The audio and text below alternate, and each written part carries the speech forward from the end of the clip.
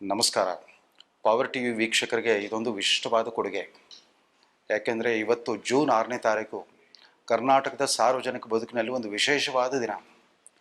ಬಹುಶಃ ಇವತ್ತಿನ ತಲೆಮಾರಿಗೆ ನೆನಪು ಕೂಡ ಉಳಿದಿರಲಾರದು. ಇವತ್ತು ಕರ್ನಾಟಕದ ರಾಜಕಾರಣ ಕಂಡ ಮಹಾನಕ್ಷತ್ರ. ನಾನು ಮಹಾನಕ್ಷತ್ರ ಅನ್ನೋ ಪದ ಬಳಕೆಯನ್ನು ಸುಮ್ಮನೆ ಮಾಡ್ತಾ ಇಲ್ಲ. ಅದೊಂದು ಧ್ರುವತಾರೆ.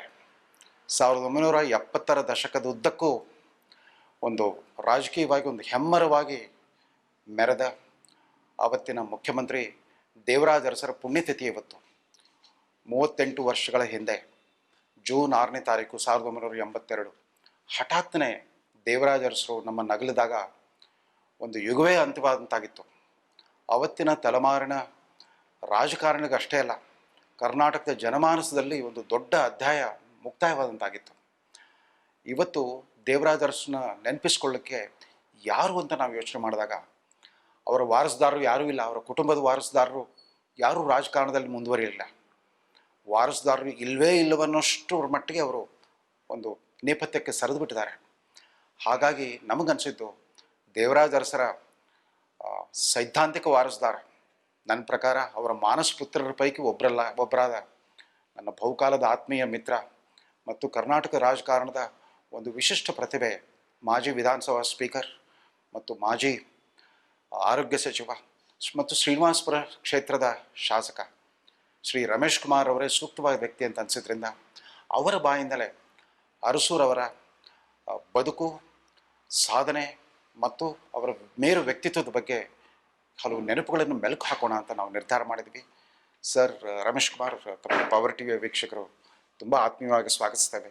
ಇವತ್ತು ದೇವರಾಜ ಅರಸರು ಗತಿಸಿ 38 ವರ್ಷಗಳಾಗ್ತಾ ಬಂತು. ಇವತ್ತು ಕಾಲಧರ್ಮ ಬದಲಾಗಿದೆ, ಯುಗಧರ್ಮ ಬದಲಾಗಿದೆ.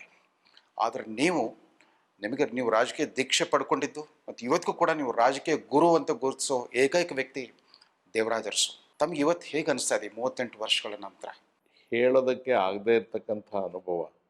ಆವಾಗ ನಾವು 19-20 ವರ್ಷದ ಯುವಕರು, ಅವ್ರಿಗೆ ಆಕರ್ಷಿತರಾದಾಗ, ಇದು 1971-72ರ ಅವಧಿಯಲ್ಲಿ ಅವರು ತೀರ್ಕೊಂಡಾಗ ನನಗೆ 31 ವರ್ಷ ವಯಸ್ಸು. ಈಗ ನನಗೆ 70 ವರ್ಷ. ಎಷ್ಟು ನೀರು ಸಾರ್ವಜನಿಕ ಬದುಕಿನಲ್ಲಿ ಹರಿದಿರ್ಬೋದು ಅಂತ ನೀವೇ ಊಹೆ ಮಾಡಿಕೊಳ್ಳಿ.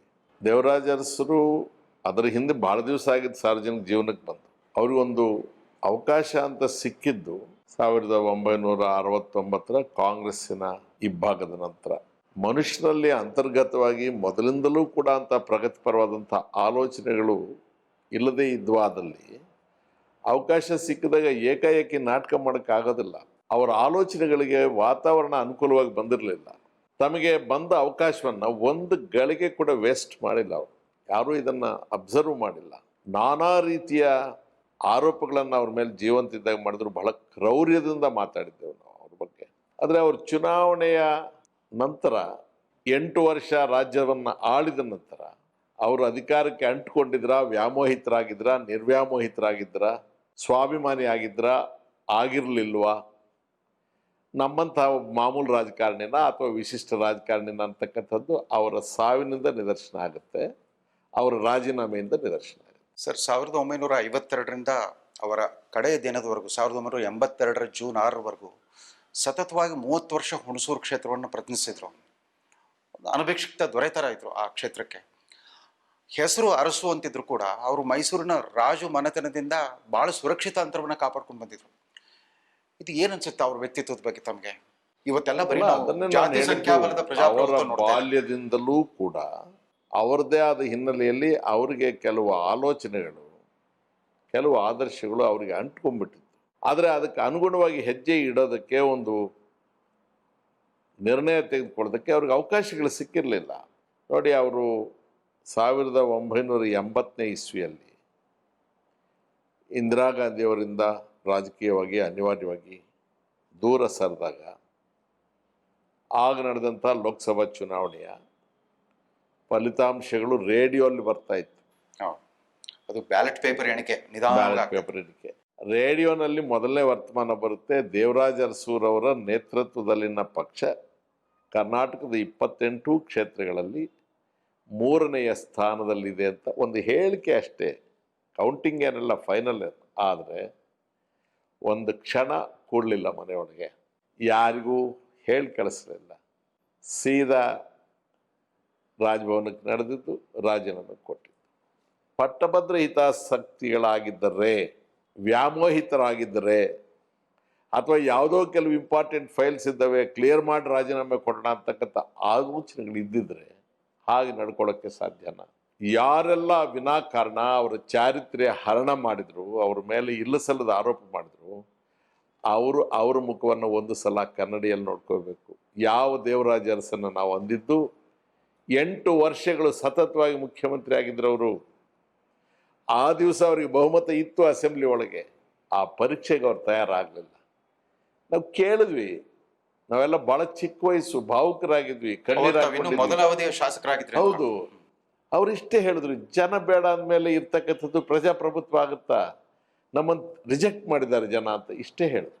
ಅದಕ್ಕಿಂತ ಬಹಳ ದೊಡ್ಡ ವಿಚಾರ ಅಂದರೆ, ಇವತ್ತು ರಾಜೀನಾಮೆ ಕೊಡ್ತಾರೆ, ಮಾರನೇ ದಿವಸ ಸಂಜೆ ಅವಾಗ ಈ ಕೆಂಪೇಗೌಡ ಬಸ್ ಸ್ಟ್ಯಾಂಡ್ ಏನಿದೆ ಇದೆಲ್ಲ ಸುಭಾಷ್ ನಗರ್ ಮೈದಾನ ಅಂತ.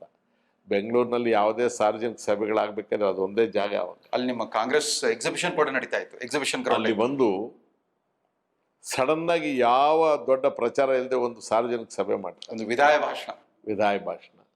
ಏನು ಹೇಳ್ತಾರೆ ಜನರಿಗೆ?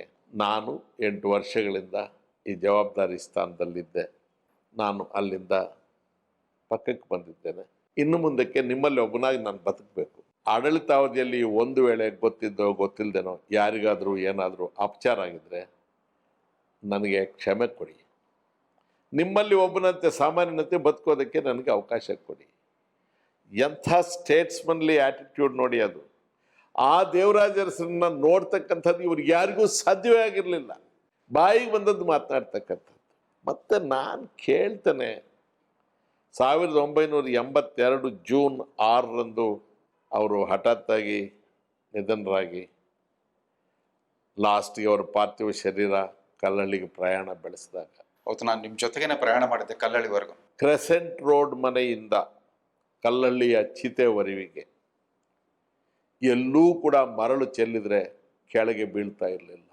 ಅದರ ಹಿಂದೆ ನಡೆದ ಸಾರ್ವತ್ರಿಕ ಚುನಾವಣೆಯಲ್ಲಿ ಮಂಡ್ಯ ಜಿಲ್ಲೆಯಲ್ಲಿ ಇವರು ವರ್ಣನಾಲೆ ಮಾಡ್ತಾ ಇದ್ದಾರೆ, ಮಂಡ್ಯ ಜಿಲ್ಲೆಯ ರೈತರ ವಿರೋಧಿ ಇವರು ಅಂತ ಹೇಳಿ ಇಡೀ ಮಂಡ್ಯ ಜಿಲ್ಲೆ ಒಳಗೆ ನಾಗಮಂಗಲ ಒಂದು ಬಿಟ್ಟು ಎಚ್.ಡಿ. ಕೃಷ್ಣ ನಿರ್ನಾಮ ಆಗೋಗಿತ್ತು ಕಾಂಗ್ರೆಸ್ಸು. ಇವರನ್ನು ಒಂದು ರೀತಿಯ ಒಕ್ಕಲಿಗರ ವಿರೋಧಿ, ಮಂಡ್ಯ ರೈತರ ವಿರೋಧಿ ಅಂತೆಲ್ಲ ಮಾಡಿದ್ರು.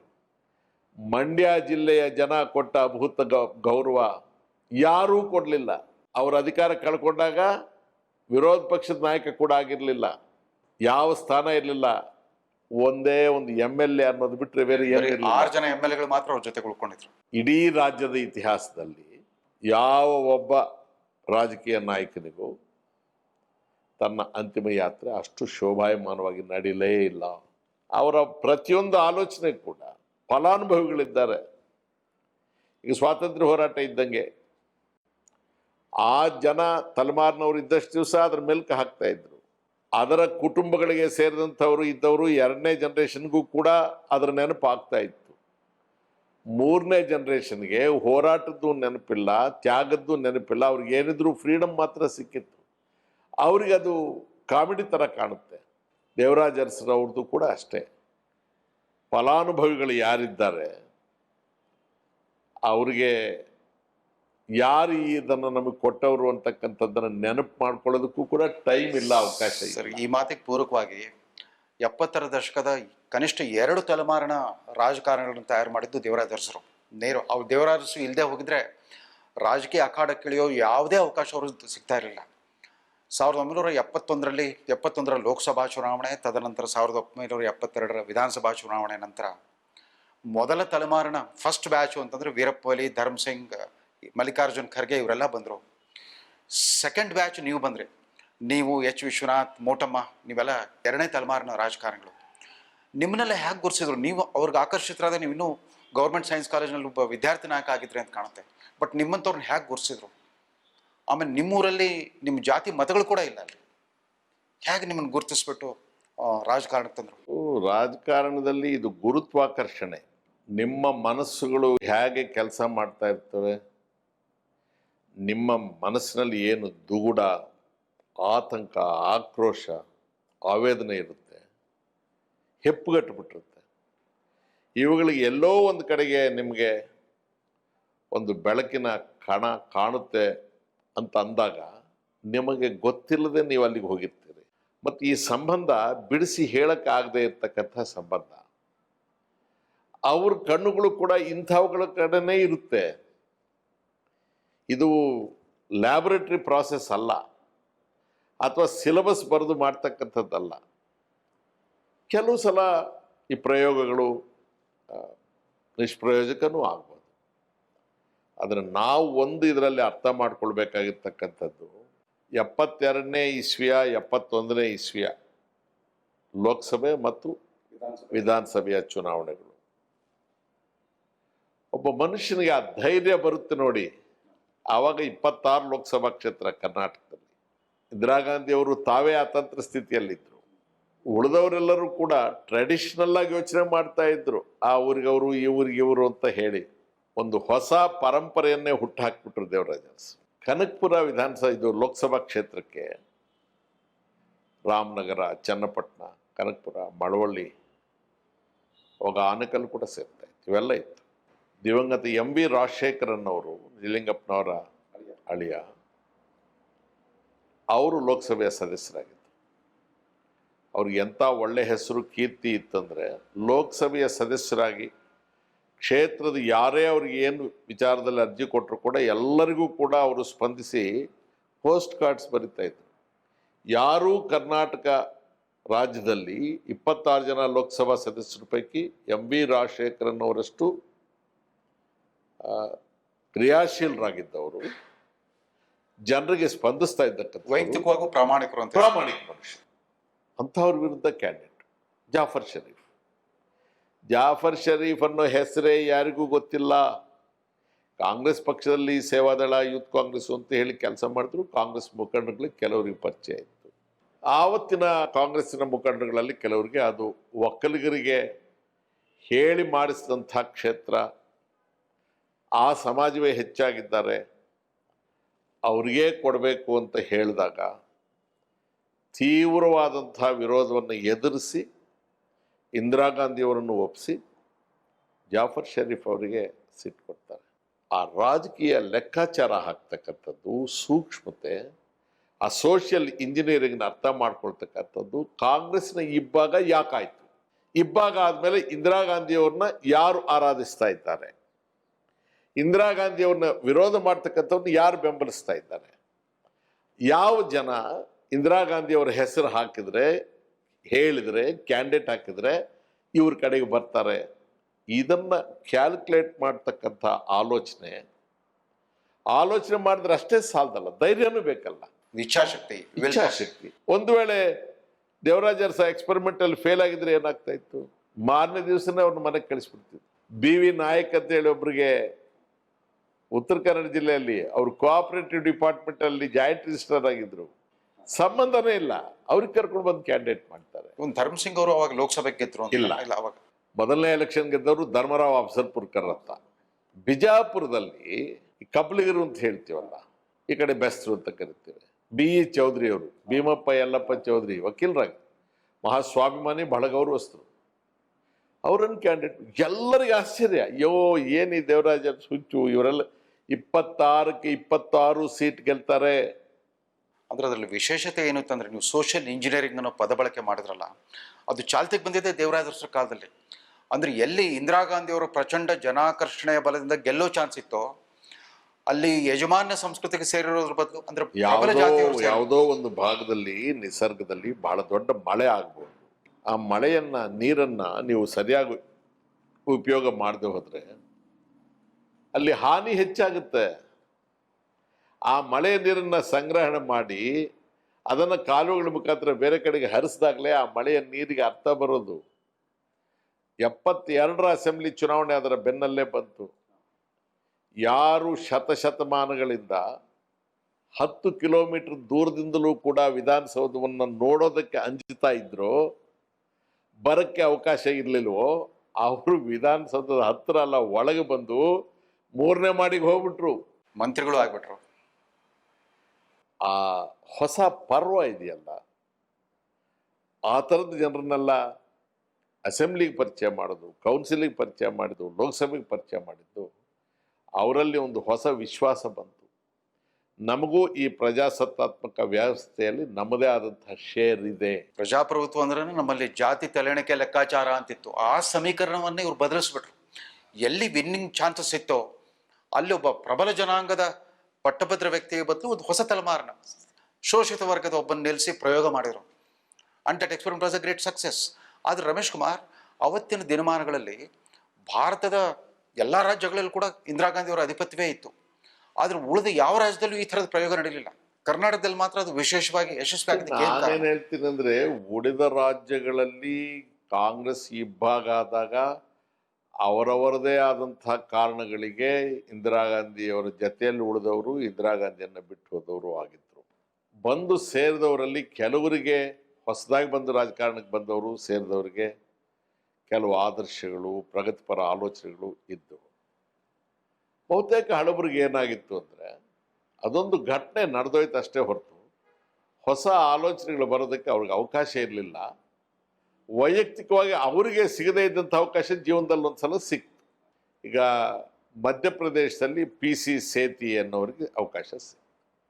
ಪ್ರಕಾಶ್ ಚಂದ್ರ ಸೇತಿ ಅಂತ, ಅವರು ಯೂನಿಯನ್ ಕ್ಯಾಬಿನೆಟಲ್ಲಿ minister for petroleum and chemicals ಆಗಿದ್ರು. ಆತ ತನಗೊಂದು ಅವಕಾಶ ಸಿಕ್ತು ಅಂತ ತಿಳ್ಕೊಂಡ್ರೆ ಹೊರತು ಅದನ್ನು ಅನುಷ್ಠಾನಗೊಳಿಸಲಿಲ್ಲ. ಇಂದಿರಾ ಗಾಂಧಿ ಅವರ ಆಲೋಚನೆಗಳನ್ನು ಯಾವ ಜನ ನಿರೀಕ್ಷೆಯಲ್ಲಿದ್ದರು ಅವರಿಗೆ ಅರ್ಥ ಬರುವ ರೀತಿಯಲ್ಲಿ ಅನುಷ್ಠಾನಗೊಳಿಸೋದ್ರಲ್ಲಿ ಫೇಲ್ ಆದರು.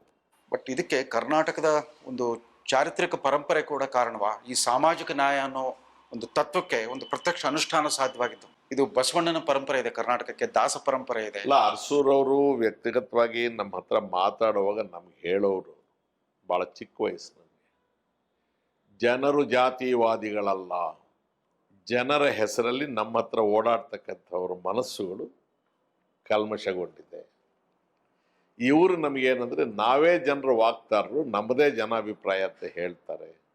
ಈ ಕೋಟೆಯನ್ನು ಭೇದಿಸ್ಬೇಕಪ್ಪ, ಇವರನ್ನು ಪಕ್ಕಕ್ಕೆ ತಳ್ಳಿ ಜನರ ಹತ್ರಕ್ಕೆ ಹೋಗಬೇಕು, ಜನರಿಗೆ ಒಳ್ಳೆ ಜನ ಬೇಕೇ ಹೊರತು ಅವ್ರಿಗೆ ಜಾತಿ ಬೇಕಾಗಿಲ್ಲ ಅಂತ ಹೇಳಿ ತಮ್ಮದೇ ಉದಾಹರಣೆ ಹೇಳೋರು.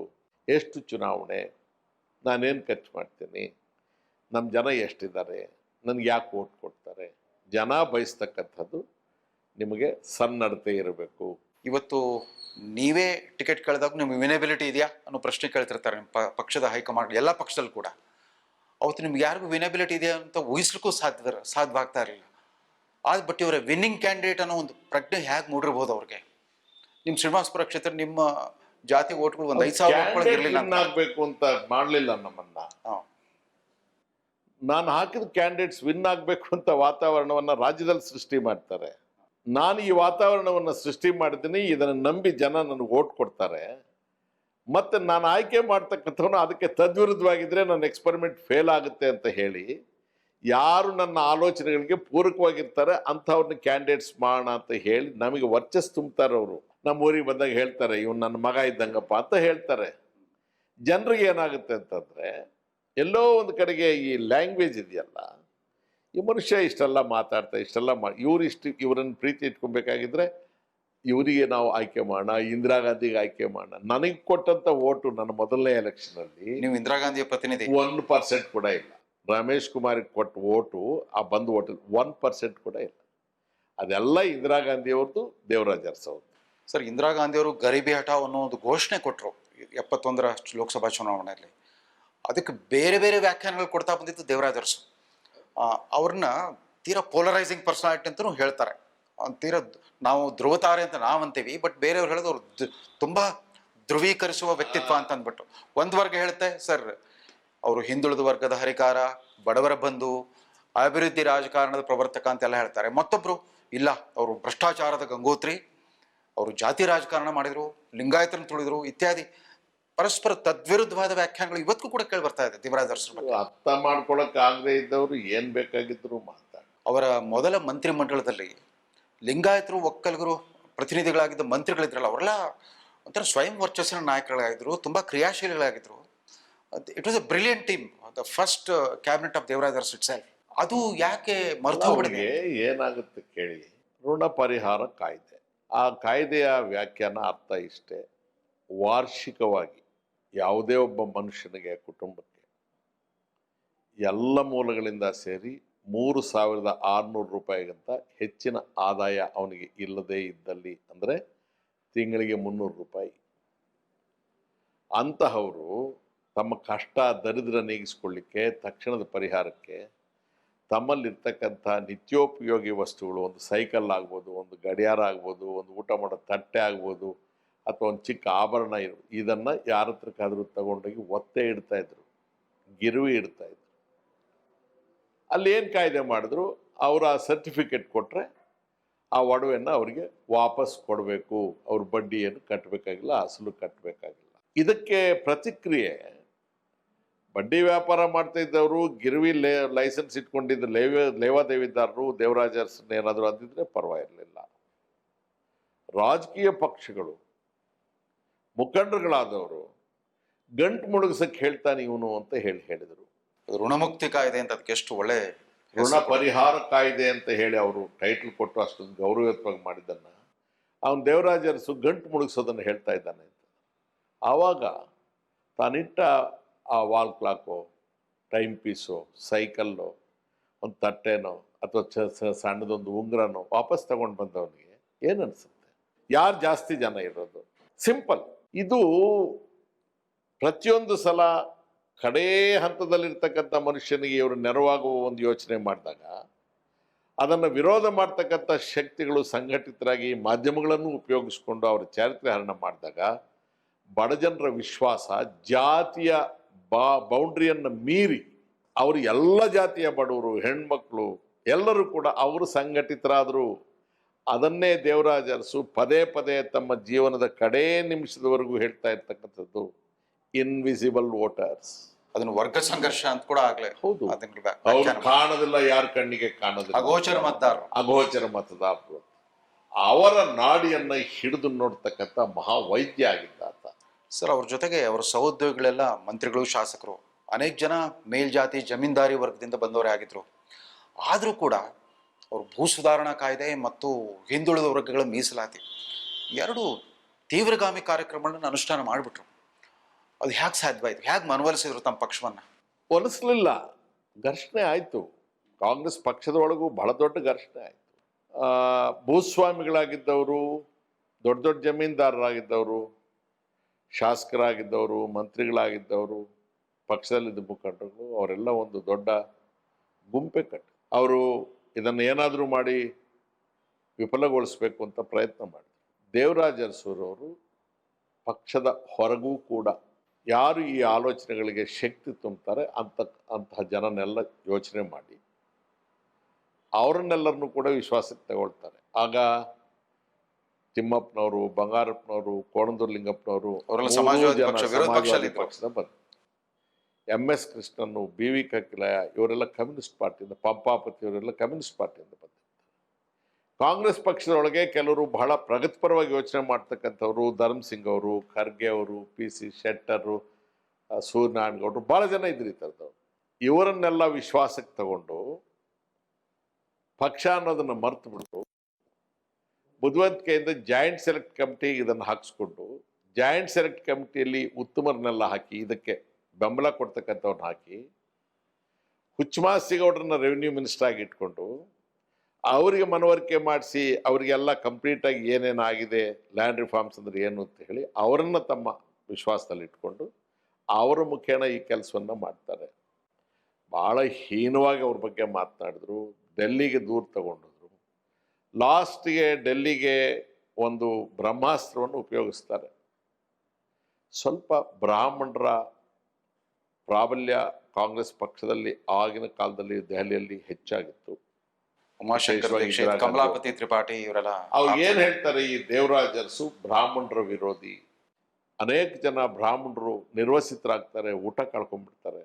ಉದ್ದೇಶಪೂರ್ವಕವಾಗಿ ತಮಿಳುನಾಡಿನಲ್ಲಿ ಏನು ರಾಮಸ್ವಾಮಿ ನಾಯ್ಕರು ಅಥವಾ ನಂತರ ದಿನಗಳಲ್ಲಿ DMK ಮಾಡಿದ್ದು ಅದನ್ನೇ ಈತ ಮಾಡಕ್ಕೆ ಹೊರಟಿದ್ದಾನೆ ಅನ್ನೋವರೆಗೆ ತಗೊಂಡೋಗಿ ಹೇಳ್ತಾರೆ. ಬಟ್ ದೇವರಾಜ ಅರಸು ಅವ್ರಿಗಿದ್ದ ವಿಶಿಷ್ಟ ಶಕ್ತಿ, ಆವತ್ತಿನ ಕಾಂಗ್ರೆಸ್ಸಲ್ಲಿದ್ದ ಮೋಹನ್ ಕುಮಾರ್ ಮಂಗಳಂ ಅವರನ್ನ, ಚಂದ್ರಜಿತ್ ಯಾದವ್ ಅವರನ್ನ, ಬಹುಗುಣ ಅವರನ್ನ, ಜಗಜೀವನ್ ರಾಮ್ ಅವರನ್ನ, ಚಂದ್ರಶೇಖರ್ ಅವರನ್ನ, ಇವ್ರನ್ನೆಲ್ಲರನ್ನೂ ಉಪಯೋಗಿಸ್ಕೊಳ್ತಾರೆ.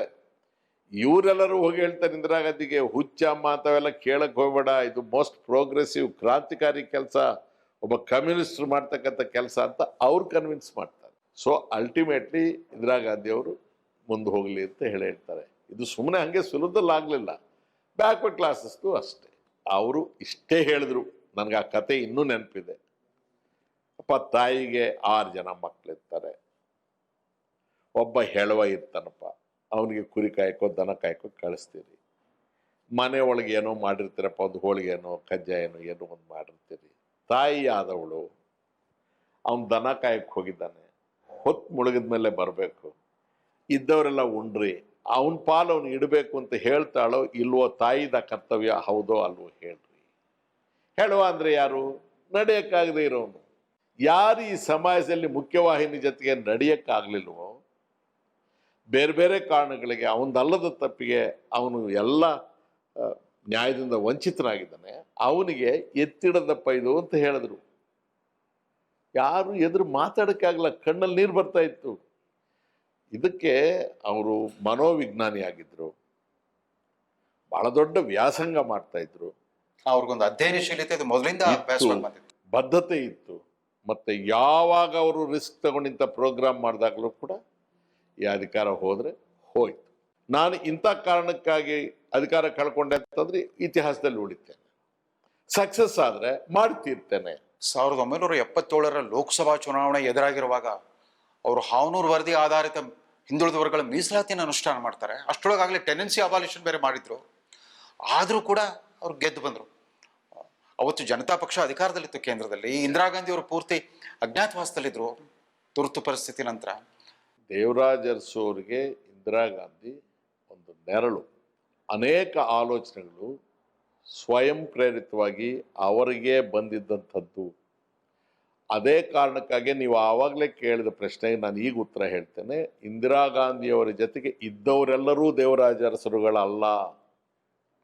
ಇವರೆಲ್ಲರೂ ಹೀಗಿರಬೇಕು ಅಂತ ಇಂದಿರಾ ಗಾಂಧಿಯವರು ಹೇಳಲೂ ಇಲ್ಲ.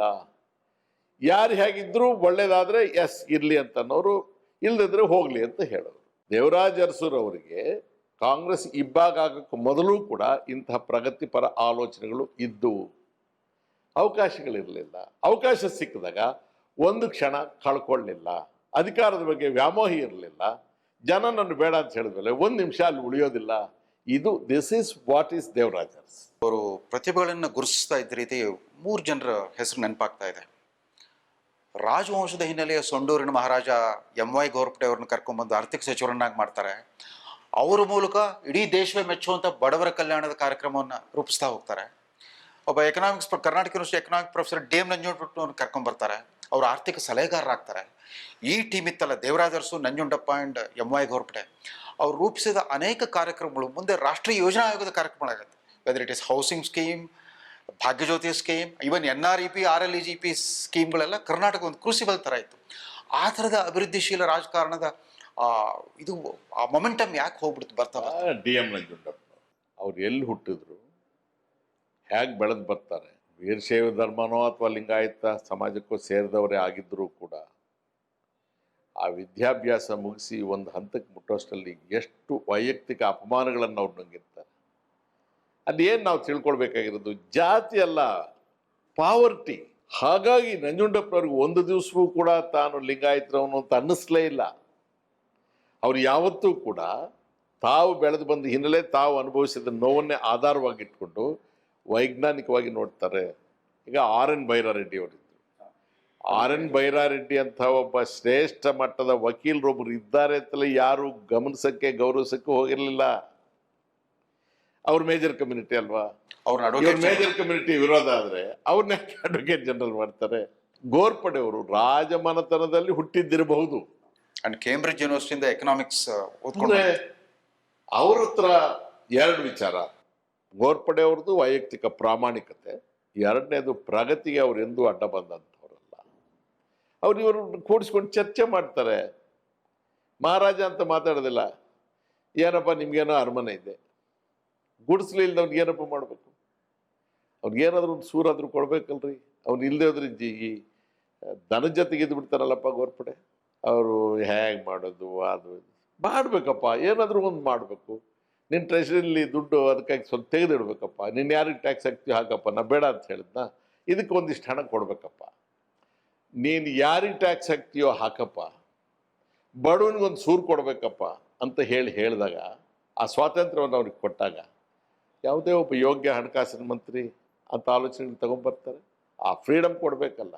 ಮಲ ಹೊರೋದಿತ್ತಲ್ಲ, ಬಸವಲಿಂಗಪ್ಪನವ್ರು ನೆನಪಿಸ್ಕೋಬೇಕು.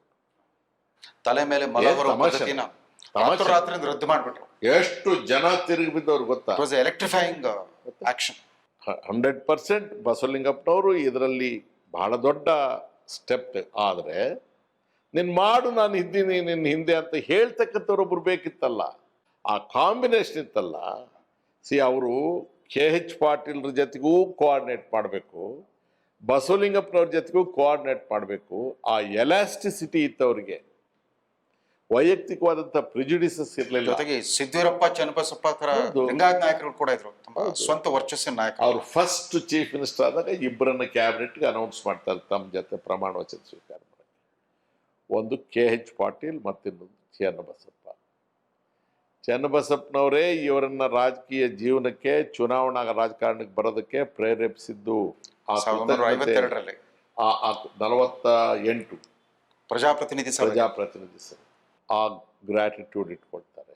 KH ಪಾಟೀಲ್ರು ತನ್ನಷ್ಟೇ ಪ್ರಬಲರು, ಸಮರ್ಥರು, ಅವ್ರಿಗೂ ಕೂಡ ಮುಖ್ಯಮಂತ್ರಿ ಆಗಬೇಕು ಅಂತಕ್ಕಂಥ ಆಂಬಿಷನ್ ಇದೆ ಅಂತ ಗೊತ್ತಿದ್ರು ಕೂಡ ಬಹಳ ದೃಢವಾಗಿ ನಿಲ್ತಕ್ಕಂಥ ಮನುಷ್ಯ, ಧೈರ್ಯವಾಗಿ ಕೆಲಸ ಮಾಡ್ತಕ್ಕಂಥವ್ರು, ಜನಪರವಾದ ವ್ಯಕ್ತಿ. ಪಕ್ಷ ಸಂಘಟನೆ ಮಾಡೋ ಕಾಲದಲ್ಲಿ ಬಹಳ ನಿರ್ಭಯವಾಗಿ ಅಲ್ಲಿ, ವಿಶೇಷವಾಗಿ ಬಾಂಬೆ ಕರ್ನಾಟಕದಲ್ಲಿ ದೊಡ್ಡ ಪಾತ್ರ ನಿರ್ವಹಿಸಿದ್ದಾರೆ ಅಂತ ಹೇಳಿ ಮಾಡ್ತಾರೆ. ಸರ್, ಅರಸು ಇಂಪ್ಯಾಕ್ಟ್ ಫ್ಯಾಕ್ಟರ್ ನಮ್ಗೆ ಭಾಳ ಯಾವಾಗಲೂ ವಿಸ್ಮಯಗೊಳಿಸ್ತಾ ಇರುತ್ತೆ. ದೇವರಾಜ ಅರಸು ಸಂಪರ್ಕ ಬಂದ ಒಬ್ಬ ಯೂನಿವರ್ಸಿಟಿ ಪ್ರೊಫೆಸರ್ ನಂಜುಂಡಪ್ಪನವರು ದೇವರಾಜ ಅರಸು ಗತಿಸಿ 15 ವರ್ಷದ ನಂತರ ಪ್ರಾದೇಶಿಕ ಅಸಮಾನತೆಗೆ ಒಂದು ಅದ್ಭುತವಾದ ಒಂದು ವರದಿಯನ್ನು ಕೊಡ್ತಾರೆ.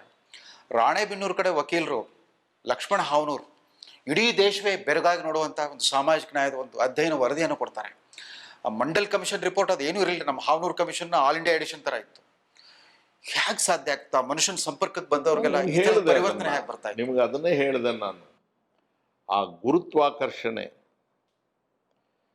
ಹಾವನೂರು ಸಾಹೇಬ್ರಂಥವ್ರು, ಬೈರಾರೆಡ್ಡಿ ಅವರಂಥವ್ರು, ನಂಜುಂಡಪ್ಪನವರಂಥವ್ರು, ಅನೇಕ ಜನ ಅನೇಕ ಕಡೆ ಅವರವರಷ್ಟಕ್ಕೆ ಅವ್ರು ಇದ್ದಿರ್ತಾರೆ. ಅವರ ಮನಸ್ಸುಗಳಲ್ಲಿ ನಾನು ಆವಾಗಲೇ ಹೇಳಿದ್ನಲ್ಲ, ಏನೋ ಒಂದು ರೀತಿಯ ಆಕ್ರೋಶ ಹೆಪ್ಪುಗಟ್ಟಿರುತ್ತೆ. ಇವರು ಸಾರ್ವಜನಿಕವಾಗಿ ಮಾತಾಡೋದು ಪ್ರಾರಂಭ ಮಾಡಿದಾಗ ಈತ ಯಾರೋ ನಮ್ಮ ಭಾಷೆ ಮಾತಾಡ್ತಾ ಇದ್ದಾನೆ ಅಂತ ಹೇಳಿ ಅವ್ರ ಹತ್ರ ಬರೋಕ್ಕೆ ಪ್ರಯತ್ನ ಮಾಡ್ತಾರೆ. ಭಾಳ ಜನ ಬಂದಿರ್ತಾರೆ, ಸೀಟ್ ಬೇಕು, ಅಧಿಕಾರ ಬೇಕು ಅಂತ ಹೇಳಿ. ಆದರೆ ವೈಚಾರಿಕವಾಗಿ ಇದನ್ನು ಇವ್ರ ಹತ್ರ ಚರ್ಚೆ ಮಾಡೋಕ್ಕೆ ಬರೋರು, ಇವ್ರಿಗೆ ಕಣ್ಣಿಗೆ ಬಿದ್ದವರು ಕೆಲವರೇ ಕಾಣಿಸಿರ್ತಾರೆ.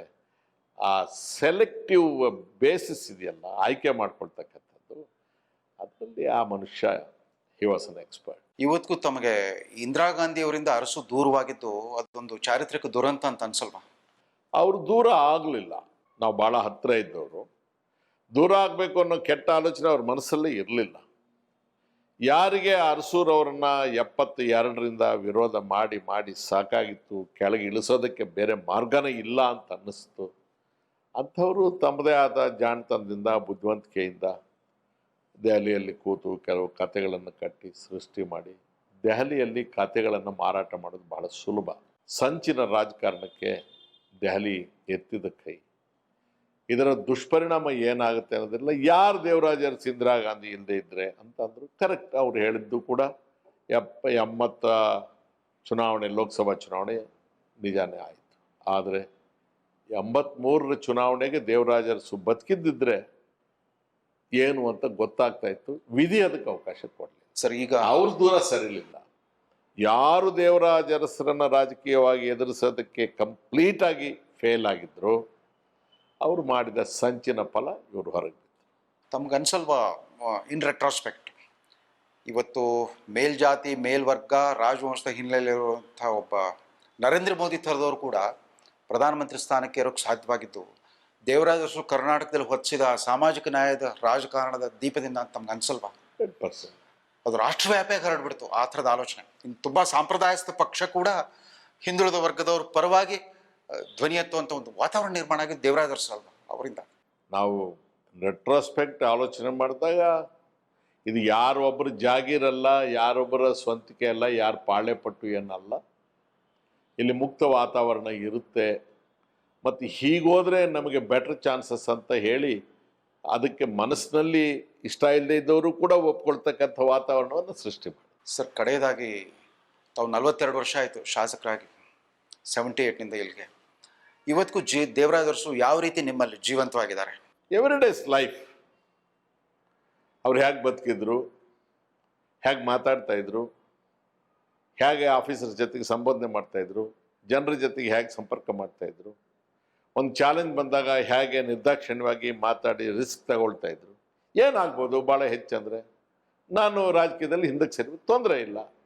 ಆ ಸ್ಪಿರಿಟ್ ಏನಿದೆ ಮತ್ತು ಯಾರ ಪರವಾಗಿ ನೀನು ನಿಲ್ಲಬೇಕು, ಯಾರ ಪರವಾಗಿ ಮಾತಾಡಬೇಕು, ಸರ್ಕಾರಿ ಆಸ್ಪತ್ರೆ ಹೇಗಿರಬೇಕು, ಸರ್ಕಾರಿ ಶಾಲೆ ಹೇಗಿರಬೇಕು, ಬಡವರು ವಸತಿ ಹೇಗಿರಬೇಕು, ಕುಡಿಯೋ ನೀರು ಹೇಗಿರಬೇಕು, ಜಮೀನು ಯಾರಿಗೆ ಸೇರಬೇಕು, ಯಾರಿಗೆ ಉದ್ಯೋಗ ಸಿಗಬೇಕು, ಯಾರಿಗೆ ಅವಕಾಶ ವಂಚಿತರಾಗಿದ್ದಾರೆ, ಯಾರನ್ನು ಗೌರವಿಸ್ಬೇಕು. ಜನ ನಿಮ್ಮ ಹತ್ರಕ್ಕೆ ಬಂದಾಗ ಬಡವರಿಗೆ ನೀವು ರಾಕ್ಷಸರಂಗೆ ಕಾಣಬಾರ್ದು, ಪಾಳ್ಯಗಾರರಂಗೆ ಕಾಣಬಾರ್ದು. ಅವ್ನ ಭುಜದ ಮೇಲೆ ಕೈ ಹಾಕಿ ಪ್ರೀತಿಯಿಂದ ಮಾತಾಡಬೇಕು. ಯಾರೋ ಶ್ರೀಮಂತರಿಗೆ ದೊಡ್ಡವರಿಗೆ ನೀವು ಮಾರು ಹೋಗಬಾರ್ದು. ನೀವು ಯಾವನ ಜೊತೆಗಾದರೂ ಸ್ನೇಹ ಮಾಡಿ, ಯಾವನ ಜೊತೆಗಾದರೂ ಊಟ ಮಾಡಿ, ನಿಮ್ಮ ಅಲ್ಟಿಮೇಟ್ಲಿ ನೀವು ಗುರುತಿಸ್ಕೊಳ್ತಕ್ಕಂಥದ್ದು ಸಾಮಾನ್ಯ ಮನುಷ್ಯನ ಜೊತೆಗೆ. ಇದು ನಮಗೆ ದೇವರಾಜ ಅರಸುರವರು ಬದುಕಿದ್ದಾಗ ಬದುಕಿನ ರೀತಿಯ ಮುಖಾಂತರ ತೋರಿಸಿದ ಪಾಠ. ನಾನಂತೂ ಪ್ರತಿ ದಿವಸ ನೆನಪು ಮಾಡ್ಕೊಳ್ತೀನಿ. ಅಕ್ಷರ ಹೆಜ್ಜೆ ಇಡಬೇಕಾಗಿದ್ರೆ ಅವ್ರು ನೆನಪು ಮಾಡಿಕೊಂಡು ಹೋಗ್ತೀನಿ. ಮತ್ತು ಸ್ವಾಭಿಮಾನದ ಜೊತೆಗೆ ಪ್ರಾಣ ಹೋದರೂ ರಾಜಿ ಆಗೋ ಪ್ರಶ್ನೆನೇ ಇಲ್ಲ. ದೇವರಾಜ ಅರಸು ಅವರು ನಮಗೆ ಹೇಳಿಕೊಟ್ಟ ಭಾಳ ದೊಡ್ಡ ಪಾಠ ಅಂದರೆ ಸ್ವಾಭಿಮಾನವನ್ನು ಕಳ್ಕೊಂಡು ಅಧಿಕಾರಕ್ಕೋಸ್ಕರ ರಾಜಿಯಾಗಿ ಒಂದೇ ಒಂದು ಚೂರು ನಿನ್ನ ತಲೆ ತೆಗೆಸಿದ್ರು ಕೂಡ ನೀನು ಸತ್ತಂಗೆ ಅಂತ ಹೇಳಿದ. ಹಾಗಾಗಿ ನನಗೆ ಅನೇಕ ಪರೀಕ್ಷೆಗಳು ಬಂದವು ನನ್ನ ಸಾರ್ವಜನಿಕ ಜೀವನದಲ್ಲಿ. ನಾನು ಹೀಗಾಗ್ಬೋದು ಅಂತ ಕೂಡ ನಿರೀಕ್ಷೆ ಮಾಡಿಲ್ಲ. ಇಷ್ಟು ದಿವಸ ಉಳಿತೀನಿ ಅಂತ ಕತ್ತದಿಲ್ಲ. ಯಾರು ಉಳಿಸಿದ್ರು ನನ್ನ ಅಂದರೆ ಜನನೇ ಉಳಿಸಿದ್ರು. ಜನ ಯಾಕೆ ಉಳಿಸಿದ್ರು ಈಗ ನಾನು ನೋಡ್ಕೊಳ್ತೀನಿ. ಅವ್ರಿಗೆ ಹೆಂಗಾಗಿರ್ಬೋದು ಸ್ವಲ್ಪ ಹೆಚ್ಚು ಕಡಿಮೆ, ನಮಗೂ ಹಂಗೆ ಆಗ್ತಾ ಇದೆ. ಮೆಚ್ತಾರೆ ಜನ. ವೈಯಕ್ತಿಕ ನೆಲೆಯಲ್ಲಿ ಹೇಳೋದಾದರೆ 1980ರಲ್ಲಿ ನೀವು ನಮಗೆ ಪರಿಚಯವಾದಾಗ ದೇವರಾಜ ಅರಸು ಸಾಮ್ರಾಜ್ಯ ಆಗಲೇ ಮುಕ್ತಾಯ ಆಗಿತ್ತು. ಅವರು ಅಧಿಕಾರ ಕಳ್ಕೊಂಡು ಮನೇಲಿದ್ದರು. ಈ ಶತಮಾನದ ಅತಿ ದೊಡ್ಡ ಪಕ್ಷಾಂತರ ನಡೆದಿದ್ದೇ ಆವತ್ತು 1980ರ ಜನವರಿಯಲ್ಲಿ. 90 ಜನ ಕಾಂಗ್ರೆಸ್ ಶಾಸಕರು, ಅದುವರೆಗೂ ಜೈಕಾರ ಹಾಕ್ತಿದ್ದವರೆಲ್ಲ ಆ ಚುನಾವಣಾ ಫಲಿತಾಂಶ ಪ್ರಕಟ ಆಗೋಕ್ಕಿಂತ ಮುಂಚೆನೇ ಅವರೆಲ್ಲ ಪಲಾಯನ ಮಾಡಿದರು. ಇತ್ತೀಚೆಗೆ ಪಕ್ಷಾಂತರಕ್ಕೆ ಸಂಬಂಧಪಟ್ಟ ಒಂದು ದೊಡ್ಡ ವಿವಾದದಲ್ಲಿ ತಾವು ಸಿಲುಕಿದ್ರಿ, ಅದು ತೀರ್ಪು ಕೊಟ್ಟಿದ್ದಾಗಿದೆ. In hindsight how do you feel? ಈ ಪಕ್ಷ ರಾಜಕಾರಣ ಎಲ್ಲೋ ಒಂದು ಕಡೆ ಶಿಥಿಲಗೊಳ್ತಾ ಇದೆ ಅಂತ ಕಾಣುತ್ತಾ? ದೇವರಾಜ ಅರಸರ ಥರದ ಒಂದು ನಾಯಕತ್ವ ಇಲ್ಲದೆ ಇರೋದ್ರಿಂದ, ಆ ಗುಣಮಟ್ಟದ ನಾಯಕತ್ವ ಇಲ್ಲದೆ ಇರೋದಿಲ್ಲ. ಪಕ್ಷಗಳಿಗೆ ತನ್ನ ಆಂತರಿಕ ಸತ್ವ ಕಳೆದು ಹೋಗ್ಬಿಟ್ಟಿದೆ. ಯಾವುದೇ ಪಕ್ಷಕ್ಕೆ ನನ್ನನ್ನು ಇವನು ಬಿಟ್ಟು ಹೋದರೆ ಅವನು ಉಳಿಯೋದಿಲ್ಲ ಅಂತ ಹೇಳಿ ಒಂದು ವಾರ್ನಿಂಗ್ ಕೊಡ್ತಕ್ಕಂಥ ಶಕ್ತಿ ಪಕ್ಷ ಕಳ್ಕೊಂಡ್ಬಿಟ್ಟಿದೆ. ನನಗೇನು ಆವತ್ತು ಬೇಕಾಗಿತ್ತು B.Pharm ಇಸ್ಕೊಂಡು ಎಲ್ಲಿ ಬೇಕಾಗಿದ್ರು ಹೋಗಿ ಉಳ್ಕೊಳ್ತೀನಿ ಅನ್ನೋ ನಂಬಿಕೆ ಬಂದಾಗ ಪಕ್ಷದ ಮೇಲೆ ಯಾರಿಗೆ ಅಗತ್ಯ ಇರುತ್ತೆ ಹೇಳಿ? ಮೊದಲು ಕಾಂಗ್ರೆಸ್ ಇಂಪಾರ್ಟೆಂಟು, ಕ್ಯಾಂಡಿಡೇಟ್ ಇಂಪಾರ್ಟೆಂಟ್ ಅಲ್ಲ. B.Pharm ಸಿಕ್ಕಿಬಿಟ್ರೆ, ಹಸುಕರು ಗುರ್ತು ಸಿಕ್ಕಿಬಿಟ್ರೆ ಅಥವಾ ಕೈ ಸಿಂಬಲ್ ಸಿಕ್ಕಿದ್ರೆ ಅರ್ಧ ಚುನಾವಣೆ ಮುಗ್ದೋಗ್ತಾ ಇತ್ತು. ಅವತ್ತು ಪಕ್ಷ ನಿಮ್ಮನ್ನು ಗೆಲ್ಲಿಸ್ಕೊಂಡ್ ಬರ್ತಾ ಇತ್ತು. ಇವತ್ತು ನೀವೇ ಒಂದು ಸೀಟನ್ನು ಗೆಲ್ಸ್ಕೊಂಡ್ಬರ್ತೀವಿ. ಅದಕ್ಕೆ ನಾನು ಹೇಳ್ತೀನಿ, ನನ್ನ ಬಂಡವಾಳ ಹಾಕಿದ್ದೀನಪ್ಪ, ನನ್ನ ಬಂಡವಾಳ ವಾಪಸ್ ಬರ್ತಾ ಇಲ್ಲ, ನಾನು ತಗೋಬೇಕಾಗಿದೆ, ಇನ್ನೊಂದು ಕಡೆಗೆ ಹೋಗಿ ಮತ್ತೆ ವ್ಯಾಪಾರ ಮಾಡ್ತೀನಿ ಅಂತ ಹೇಳ್ತಾರೆ. ಪಕ್ಷಾಂತರ ಅಂತ ಅಲ್ಲ, ಇದು ವ್ಯಾಪಾರದ ವೃದ್ಧಿಗಾಗಿ, ವ್ಯಾಪಾರದ ಇದನ್ನು ಅಭಿವೃದ್ಧಿಗೊಳಿಸೋದಕ್ಕೋಸ್ಕರ ಜನ ಮಾಡ್ತಕ್ಕಂಥ ಪ್ರಯೋಗ ಇದು. ಪಾಪ ಏನು ತಪ್ಪೇನಿಲ್ಲ, ಅವ್ರು ವ್ಯಾಪಾರದಲ್ಲಿದ್ದಾರೆ. ಈ 38 ವರ್ಷಗಳಿಂದ ನಿಮ್ಮ ಪ್ರಭಾವದಿಂದಾನೆ ಲಂಕೇಶ್ ಮತ್ತು ಲಂಕೇಶ್ ಪತ್ರಿಕೆಗೆ ಅರಸು ಅವರ ಬದುಕಿನ ವ್ಯಕ್ತಿತ್ವದ ಬೇರೆ ಬೇರೆ ಆಯಾಮಗಳನ್ನು ಪರಿಚಯಿಸಿದ ಆವಾಗಲೇ ನೀವೊಬ್ಬ ಯುವ ರಾಜಕಾರಣಿಗೆ ನಮಗೆ ಭಾಳ ವಿಶಿಷ್ಟವಾಗಿ ಕಾಣಿಸೋದು ಅದೇ ಕಾರಣದಿಂದಾಗಿ ಅಂತ ಕಾಣುತ್ತೆ. ಹಾಗಾಗಿ ನಾವೆಲ್ಲ ದೇವರಾಜ ನೆನಪಿಸ್ಕೊಳ್ಳೋದು ಧೀಮಂತಿಕೆ, ಹೃದಯ ವೈಶಾಲತೆ ಮತ್ತು ಕಾರುಣ್ಯದ ಒಂದು ಸಾಕಾರ ಮೂರ್ತಿಯಾಗಿದ್ರು ದೇವರ. ಒಬ್ಬ ರಾಜಕಾರಣಿಯಾಗಿಯೂ ಕೂಡ, ಅಧಿಕಾರ ರಾಜಕಾರಣದಲ್ಲಿ ಇದ್ದೂ ಕೂಡ ಆ ಥರದ ಗುಣಗಳನ್ನು ಉಳಿಸ್ಕೊಂಡು ಬಂದವರು ಭಾಳ ಅಪರೂಪ. ಇವತ್ತಿನ ಪುಣ್ಯತಿಥಿಯ ಆಚರಣೆ ತುಂಬ ಸಾರ್ಥಕವಾಯಿತು. ರಮೇಶ್ ಕುಮಾರ್ ಅವ್ರ ಜೊತೆಗೆ ಮಾತಾಡಿದ್ದಕ್ಕೆ. ರಮೇಶ್ ಕುಮಾರ್, ತಾವು 38 ವರ್ಷಗಳಲ್ಲಿ ಅಧಿಕಾರದಲ್ಲಿದ್ದು ಭಾಳ ಅಲ್ಪಾವಧಿ, ಆದರೂ ಕೂಡ ಎಲ್ಲ ಒಂದು ಕಡೆ ಪವರ್ ಅಂದರೆ ಪದವಿ ಅಲ್ಲ, ಪವರ್ ಆಫ್ ಪರ್ಸನಾಲಿಟಿ ಅನ್ನೋದನ್ನ ಇವತ್ತು ಕೂಡ ನೀವು ಜೀವಂತವಾಗಿಟ್ಟಿದ್ದೀರಾ. ಆ ಪರಿಕಲ್ಪನೆಯನ್ನು ನಮಗೆ ಶುಭವಾಗಲಿ. ಪವರ್ ಟಿವಿ ವೀಕ್ಷಕರ ಪರವಾಗಿ ಸಿಬ್ಬಂದಿ ಪರವಾಗಿ ತಮಗೆ ಧನ್ಯವಾದಗಳು ಹೇಳ್ತಾನೆ. ನಮಸ್ಕಾರ. ಪವರ್ ಟಿವಿ, ಇದು ನಿಮ್ಮ ಶಕ್ತಿ.